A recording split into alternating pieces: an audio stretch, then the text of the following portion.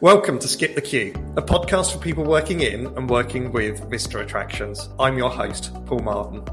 The Millennium Commission was set up by the UK government to celebrate the turn of the millennium. Funded by the National Lottery, not only did it fund the Millennium Dome, now the O2, it also funded many regional venues, including a number of science centres such as Dynamic Earth in Edinburgh, which was the first major Millennium attraction to open. In this episode, I'm talking to Mark Bishop, the CEO of Dynamic Earth, about those Millennium babies and what the next 25 years looks like for them. After a career in charity fundraising, Mark moved to the attractions sector in 2015 at the National Trust for Scotland, before becoming CEO of Dynamic Earth nearly 3 years ago. Now, let's get into the interview. Mark, welcome to Skip the Queue. Hi, morning. How are you? I'm very good. On a very sunny morning here down in Hampshire at the moment. I don't know what the Easter holidays are like up there for you at the moment, Mark. Well, people always talk about the weather being different in Scotland. So here in Edinburgh, we had the most amazing first week of spring last week. And that made me sad because indoor visitor attractions often benefit from when it's cloudy or rainy. So I am delighted to say the second half of Easter is terrible outside, but amazing inside our building.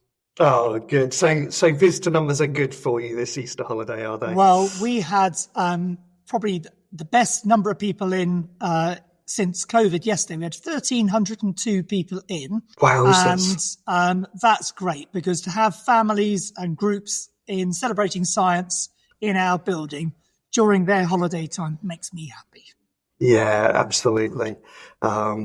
Yeah, we went. I've been doing day trips with my daughter just recently over the Easter break, and you can definitely feel there's lots of people out and about and enjoying themselves over these Easter holidays. So good to hear that it's been kind to you as well. Long-time listeners will know that we always start our interviews with a icebreaker question that you cannot prepare for. So I think I've been kind to you. I've got a couple for you here. This is an A or B question. If you're going out for a night out, is it going to be a concert or is it going to be a museum nighttime exhibition? I think I'm supposed to, on behalf of the sector, go for the latter, but I am going to answer it in an authentic way and say a concert. So before I had kids, I'd probably go to about 150 concerts a year. Really? In the days where NME existed and it had a print edition, and I'd pretty much just buy it, flick it, and go, that looks interesting, and go without ever even hearing things because Spotify didn't exist. And he goes to stuff, and it was terrible or brilliant, but I loved it just from the variety and the surprise factor. Obviously, these days, we kind of plan our music events a bit better. We know the artists, and in theory, we make better choices, but perhaps we don't do such good random things as well. Who knows? Yeah, absolutely. Okay. Now, this one's a little bit more in depth. If there is a skill that you could master immediately, what would it be? Trying to understand how my 3 kids think and how I need to respond to that. But I don't think I'm the only parent on the planet that loves seeing the variety of ways they behave, but just question how on earth did they come to be and think like that. Yeah, it sounds like almost a kind of being able to speak child and it become an interpreter, a child whisperer. And I think we, sort of kind of be a bit more profound about these things as an Earth Science Centre that predominantly kind of has family audience. Actually, some of the best questions we get are from younger people. So sometimes minds are probably more open and liberated. Yeah, absolutely. Well, that's a nice segue, isn't it? So why don't you tell us a little bit about Dynamic Earth? What stories does Dynamic Earth try to tell? So Dynamic Earth, for those who don't know it, is the Edinburgh Science Centre and Planetarium. And as I'm sure we'll talk about, we were the first of the Millennium babies to launch back on 2nd July 1999. Our building predates being a science centre. It used to be a Scottish and Newcastle brewery. So when people say that I can't organise the proverbial in a brewery, I go, possibly or at least half right. And in the mid-1990s, they stopped making beer and handed the land over to public benefit. and it's become the UK's leading Earth science centre. So we're very much a science centre, but we're a science centre with a very specific theme around our planet and our universe. And the experience is very deliberately immersive. So we allow people to experience in a safe way what it feels like to be in an earthquake, to see a volcanic eruption, to touch a real iceberg, to dive to the bottom of the ocean and then fly out to the outer reaches of space. And we do all of that because we think our planet is beautiful and fascinating and the wonders of the world need to be celebrated. But increasingly, we also want to showcase the perils we're placing on our planet our only home. We have about 250,000 people come through our doors a year, and that would be families, that'd be tour groups, there'd be a lot of school groups coming in, 30,000 kind of school groups coming in. And then we have about 400 conferences and events a year. Oh, wow. So we have everything from Arctic conferences, water resilient conferences, electric aeroplane conferences, you name it, we have it in our building. And I think a lot of the conferences have keynote speakers that tend to be first ministers or senior politicians, because unless somebody can tell me otherwise, I think we are the closest science centre in the world to a seat of government, because the Scottish Parliament is 10 yards across the road. Excellent. So you have the ear of government as well. We like to think so.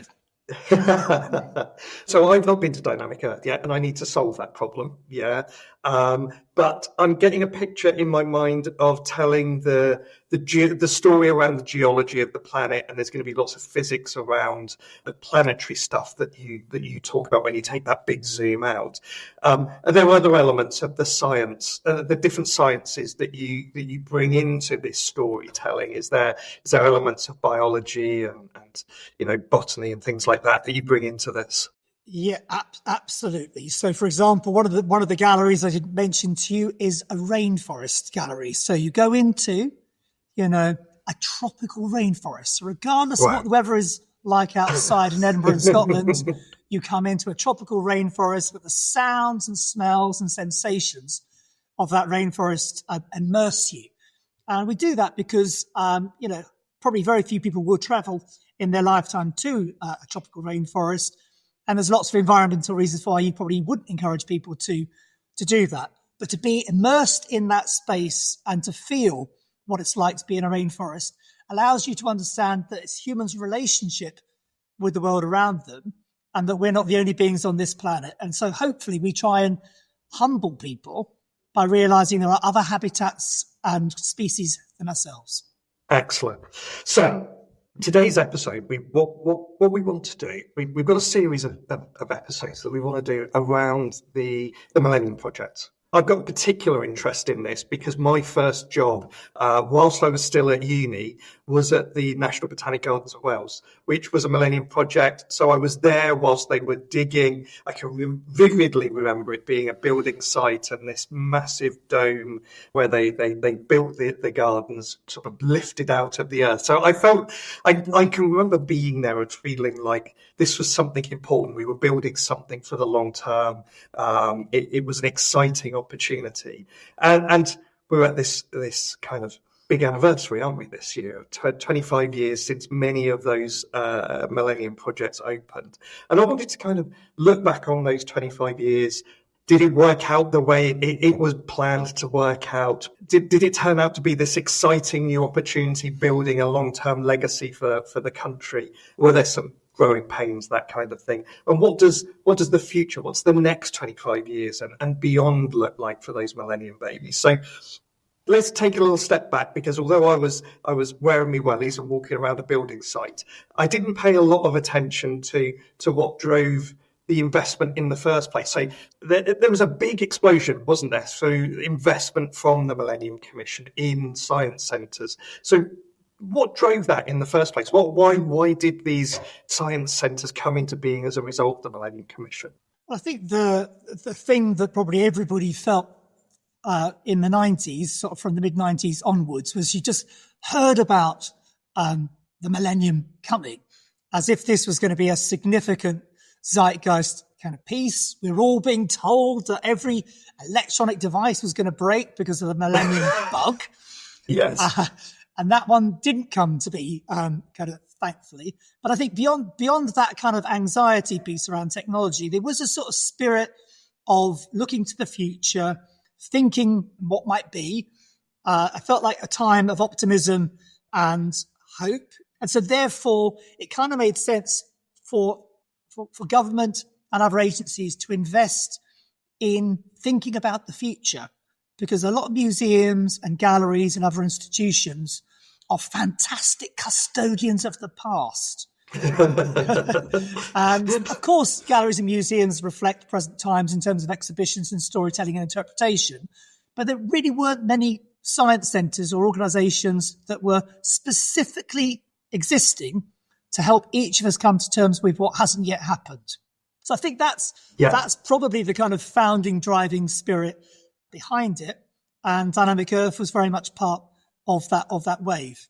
You talk a little bit about being a former brewery. How did Dynamic Earth come into being? What was the background story to it? Because these things didn't just appear on the high street in the year 2000. They were projects that ran up to that point, weren't they?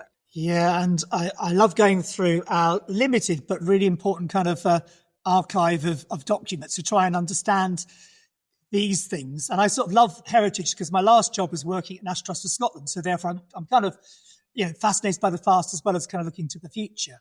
And so when I go through our kind of archives and records, it shows that we stopped being a brewery in the early 1990s.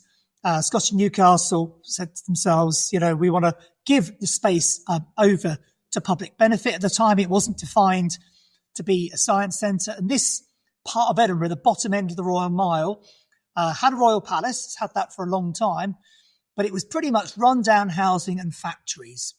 And so this whole end of town was very, very down on its luck, and everything kind of needed to be thought through again. So Edinburgh City Council and other agencies like Scottish Enterprise and major kind of funders all got behind thinking about this whole part of town in Scotland's capital rather than just thinking about a science centre.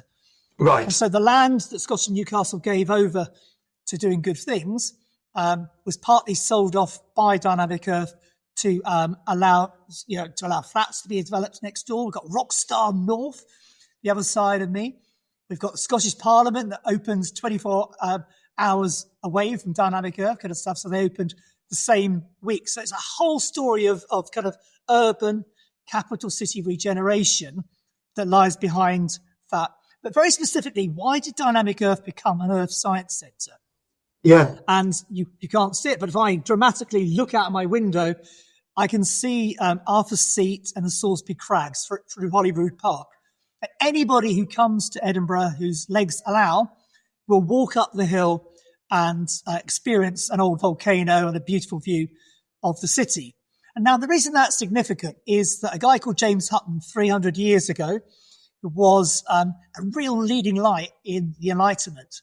And he managed to challenge all those kind of religious zealots in terms of the age of the planet by studying the rock forms right outside my window. And he went, guys, I've got a thought. This wasn't done in a day or 7 days. I'm telling you now, there's billions of years of laying down of rocks and stuff like that. And so therefore, when we thought, what does this brewery need to become?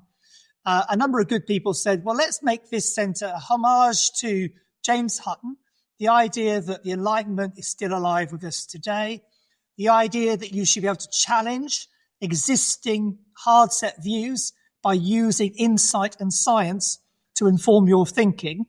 And then the rest happened.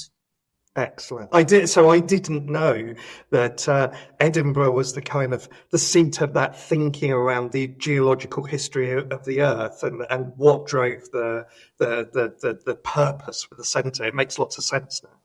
So let's talk about opening up.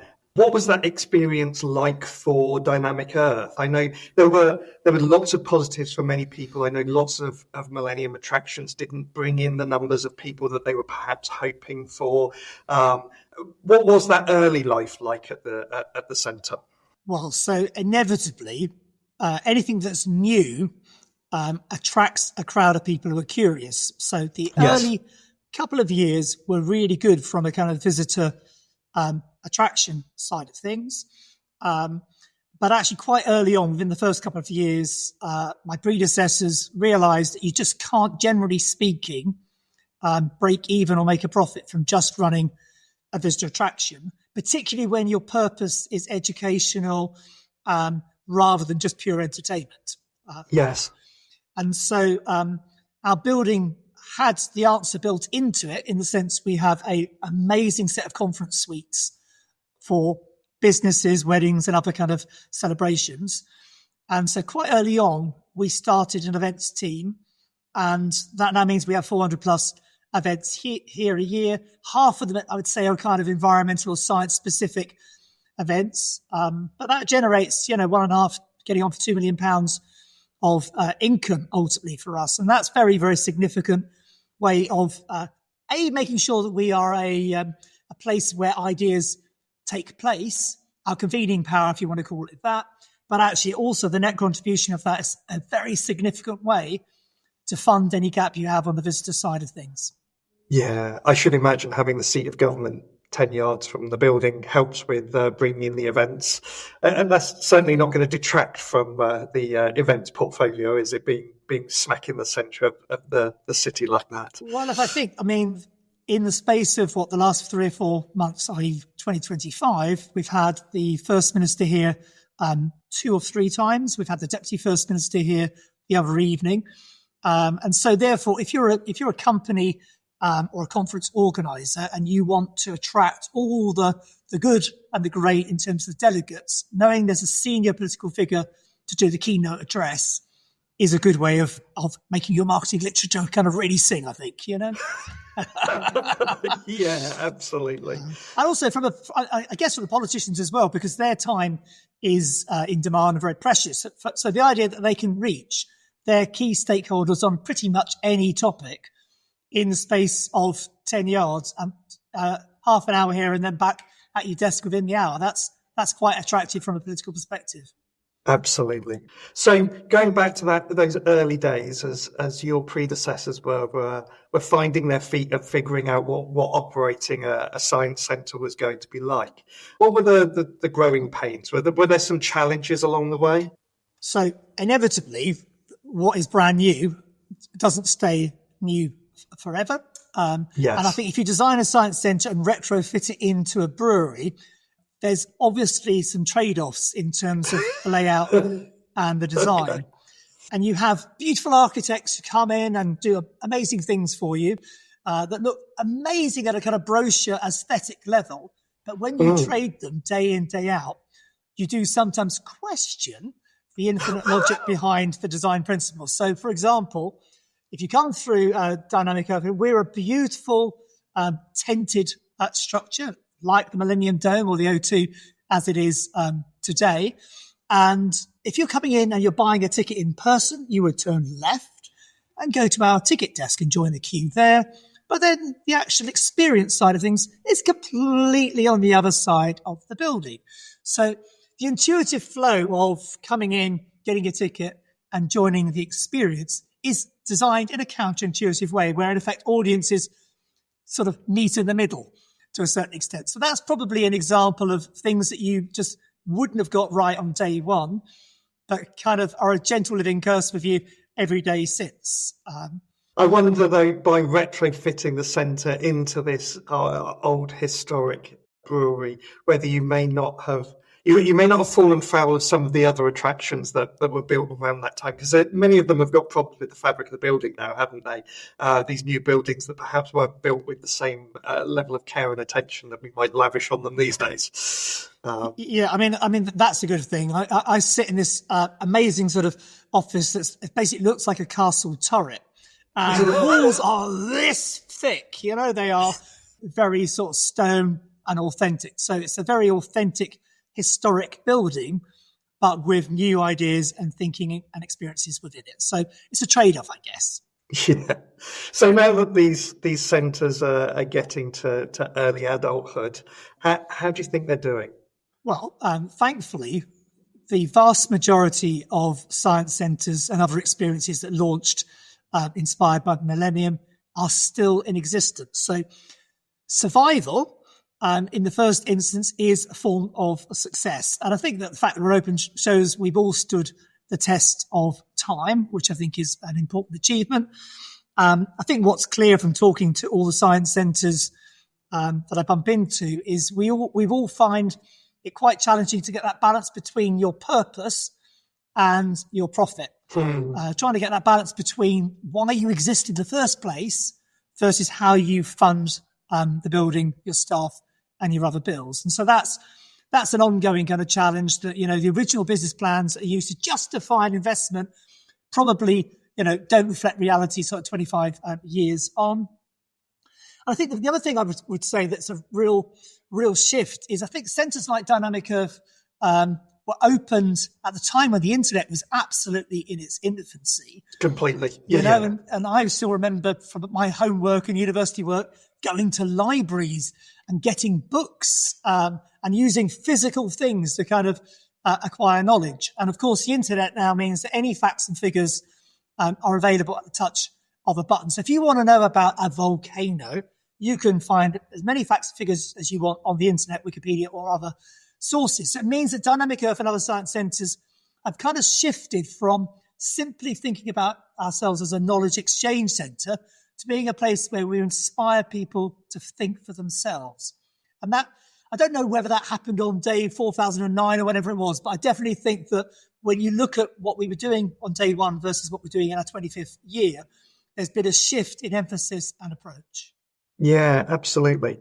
You're right that all of these facts and figures are at the fingertips of the young people who are completely immersed in that as a natural way for them to research. But I've done enough school party visits. I've taken kids to different science centres, and you can't replace the storytelling. You can't replace being immersed in the place. That is so powerful, I think. 100% agree, and you'd be surprised if I didn't say that. But the idea that you learn as a shared experience, yes, and either as a school group or a family or a tour group, you have some jokes, you bounce ideas off of each other. And I saw that recently when my daughter came here a few months back for her last primary school visit, aged just 11, coming up 12. Right. And she begged me over breakfast. She said, please, Dad, don't do anything to embarrass me. And I absolutely solemnly swore at breakfast, I will not do anything to embarrass you today. And I maintain I kept my promise. But when her school bus pulled up outside our building, the doors opened, the kids poured out, my daughter's friends all pointed up to the top of the stairs and went, "There's a dinosaur there. Autumn, that's your dad. It's going to be your dad. You know that." And I hope that, that their school group had an amazing experience through the galleries, an amazing experience with our learning team, and a fantastic sort of outer space experience in the planetarium. But even that sort of jokey bit of Dad's a dinosaur stayed with the kids. So at the end of their year show, one of them hired a dinosaur outfit and they reenacted my daughter's embarrassment. And so, even that tiny, silly example shows that shared experience is what it's all about. Completely. I think those experiences that kids have when they go out on their school trips, it's something that Bernard at Alva talked about earlier on this year as being really important. Key points for that Alva was asking of the government was to make those school trips an integral part of the curriculum. I think they're so powerful, and so many kids don't get to experience that. Well, I think the challenge we sort of see here, that'd be the same across Scotland and UK wide, is even when there are opportunities to have subsidised tickets, and you do everything you can to make sure the price of entry for school groups is as low as possible, often the barrier is the cost of the coach hire. So I'm a governor at my daughter's school, and I was talking to the head, and they're in a really lucky position because they're a very small village school, so there's only 95 kids in total anyway, but they've got their own minibus, which makes them mobile. And so it means that we were at the Watercress Line, the local heritage railway, just recently because we got invited for a trip, and it was dead easy for us to go straight away, yes, because the kids can just get there easily. And that's a different kettle of fish if you've got to hire coaches because it's so perilously expensive now. Anyway, we digress a little bit. You've been in post now for 3 years, nearly 3 years, I think it is. What does your plan look like in the short term, but also what do you think the next 25 years looks like for Dynamic Earth? I think that question sort of speaks to the idea that while an organisation should be proud of its 25 years of existence and everything it's done in that time, and we've certainly had some lovely staff celebrations and public celebrations to celebrate that important milestone.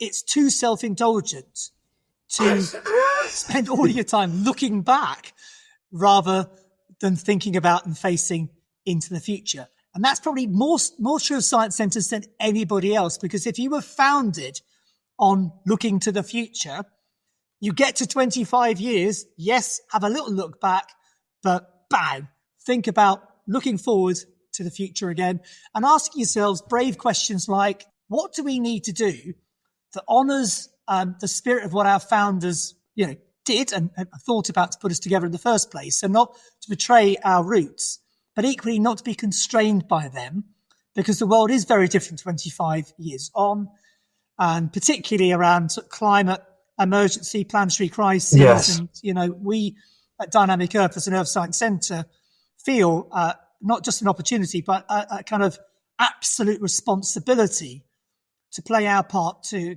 kind of really shift the dial around helping people understand their role and responsibility when it comes to protecting our only home, planet Earth. And so that's the kind of challenge we've set ourselves. And I'm going to do a dangerous thing of involving a prop. About 18 months, 2 years ago, we launched our 10-year strategy from beginning to end. And it's a document at the end of the day, but the exec summary is this. And of course, you can see there's a clock there, and you might be able to see the kind of temperature kind of pieces. And the 1.5 is the one that we know quite tragically we're going to reach sometime very soon.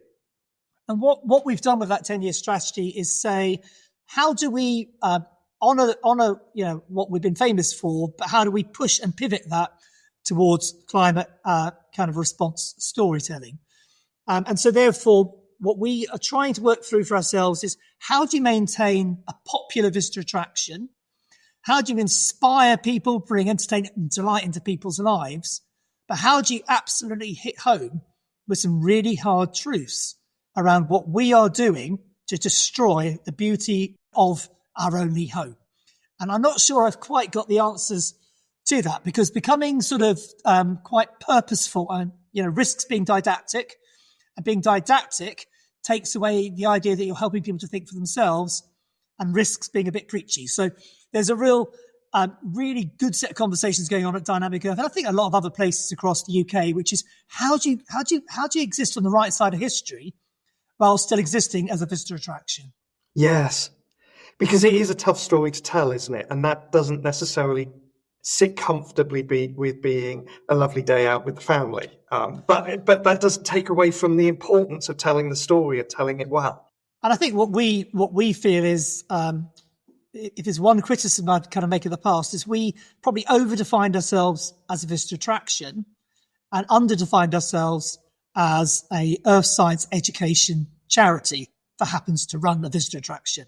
And that might feel semantic, but actually it's quite fundamental, because if you realise that your purpose is about educating people inclusively across Scotland, including in Edinburgh, and now increasingly helping people come to terms with climate issues, then your visitor attraction is a tool, a prop, an asset to achieve a bigger thought than just visitor numbers. So is there work that you do, outreach work, that goes beyond the centre in Edinburgh? Are you talking to people outside of that centre? Absolutely. And some of the work that makes me most proud of being chief exec here at Dynamic Earth is the stuff you do not see day in, day out. So we have outreach work that goes into schools and community groups right across Scotland. There's about 10 regional science festivals that take place across the year. We're at every one of those with our pop-up planetarium. It's got an inflatable planetarium, unbelievably. So 30 people can slip inside a big cushy tent, and the universe comes to life wherever you happen to be. And that's kind of pretty magnificent. Amazing. We go into children's hospitals, we work with community groups, we do digital and in-person delivery in schools. And so therefore what we do away from Dynamic Earth as a science centre is as important as what we do at the centre, because probably the people who might not be able to come to us for geographic reasons or financial or cultural reasons are often the people we most need to reach.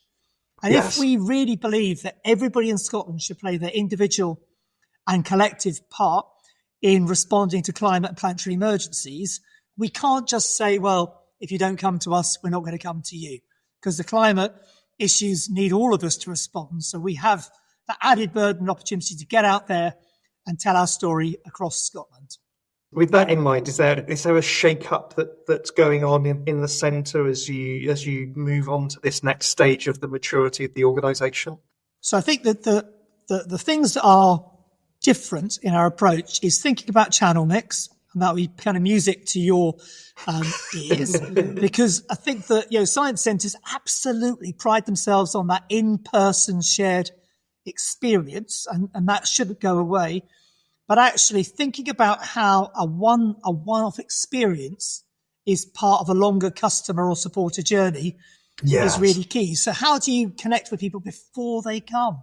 By setting them, a kind of online quiz and say, how many of these questions about our planet can you answer? And then ask people to redo the quiz afterwards and see whether a visit to Dynamic Earth or another science centre has enriched their kind of knowledge. How do you connect what a family does on a Saturday to what a school group do in a classroom on a Tuesday and Wednesday? How do you get to what I call a nudge strategy, a multiple engagement kind of model? Because it strikes me that most things that mean something to people are developed over time rather than just one-off experiences. So that's a shift in thinking, and it's a shift in thinking by not thinking for yourself as a visitor attraction, but thinking for yourself as a charity that exists to promote learning and engagement more broadly. That's really interesting. I'm totally guilty of thinking about the visitor attraction first and the commercial elements of it, because I guess that's our job, is to get bumps on seats and to drive revenue. But when you think of that visitor attraction as the tool, not the end, you're using that tool to meet your bigger goals, aren't you? And it changes your perspective on how you do that. Well, it does, because it allows you to sort of exist in a dual way of saying, at a customer experiential level, visitor attraction side of things, how do you make sure that the experience you offer to people is distinctive, compelling, exciting, and all the basic service features of toilets, cafe, shop, all this, car parking, all those sorts of things on the functional side are doing what they need to do. And then it means on the other side there, you're also saying, so what? What is that trip all about? What did somebody take away? And part of what people take away is that sense of shared experience, fun, entertainment, something to do on a wet Saturday afternoon. And that's valuable. But if you fundamentally help even a small proportion of your audience think radically different about themselves and the world around them, you might be doing something that goes way beyond what a visitor attraction could ever imagine. Yes, absolutely. So is that what you're aiming for? Is it the few minds that you can change radically, or is it the nudge of making small changes to the larger numbers of people that walk through the door? I mean, the answer to that is both, because we think every one of us has an opportunity and a responsibility to do basic things. So, I mean, the obvious good examples would be how you recycle stuff. And I look at my teenage boys, are they always recycling things in the best way, or am I going through the bin resifting things? But then you ask more fundamental questions of, well, it's not just a case of recycling the bottle of plastic water why did you buy a bottle of plastic water in the first place? Yes. There's stuff like that. And so a science centre like us helps people not just do the right thing in kind of lip service ways, but think more fundamentally about your role and relationship with what excites you at school, what studies you take, what degree you might go on to take, or what job are you going to go on to do. And how do you make sure that where you buy things from, where you work, where you spend your time is reinforcing the good rather than perpetuating the bad. And that's, maybe I'm an idealist, maybe I'm a lack of realism, but actually I really do think that on our day, that's what we exist to do. And there will be maybe 1%, 2% of the people who come through our doors who are so inspired by science that they choose careers that are acting as environmental activists. I can think of a lovely lady I met the other day. I'll change her name to Laura. She told me that she came to Dynamic Earth 20 years ago for our Saturday science clubs. And she used to come most Saturday mornings. And she so fell in love with science that she chose science subjects at school, went on to do a science degree, and is now just finishing off a PhD in, understanding volcanoes with a view that she wants to look at volcanic eruptions, where they happen, and help think about where humans live alongside kind of volcanoes. So all of that came from her coming here on Saturday mornings. So she is living proof that you inspire people young and it can inform the whole direction of their studies and career intention. And their life. Yeah, completely. What a lovely story to end on. But there's one more thing we have to do. Before we end today's interview, we always end with a book recommendation. So Mark, what book have you got for our listeners to maybe win today? So it will sound slightly sort of sanctimonious, but I've just started reading Mike Berners-Lee's book, A Climate of Truth. Now, Mike was in Edinburgh the other evening to do a talk as part of the Edinburgh Science Festival. Such an inspirational guy in terms of kind of climate sustainability kind of issues. His mum must be very proud to have him, and one of the boys invents the internet, the other one saves the planet. You sort of think to yourself, that ain't too bad. And I'm going to cheat slightly and also just recommend one poem to people. It's a Scottish poet, Douglas Dunn, and it's a poem that I first heard when I was at school, and I would say I read it probably 20 times a year. And the poem is called A Removal from Terry Street, and it's only about 15 lines.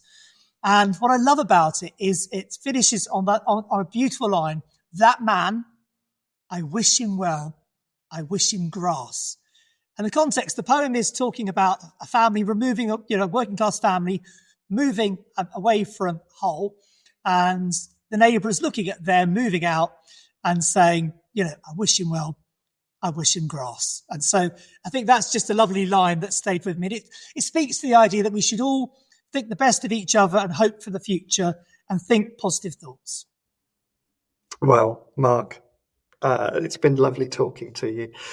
Thank you ever so much for coming on Skip the Queue, telling the story of Dynamic Earth and looking forward to what happens next for your amazing attraction. Thank you very much. Thank you. Thanks for listening to Skip the Queue.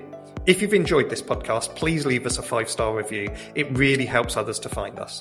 Skip the Queue is brought to you by Rubber Cheese, a digital agency that builds remarkable systems and websites for attractions that helps them to increase their visitor numbers. You can find show notes and transcripts from this episode and more over on our website, skipthequeue.fm.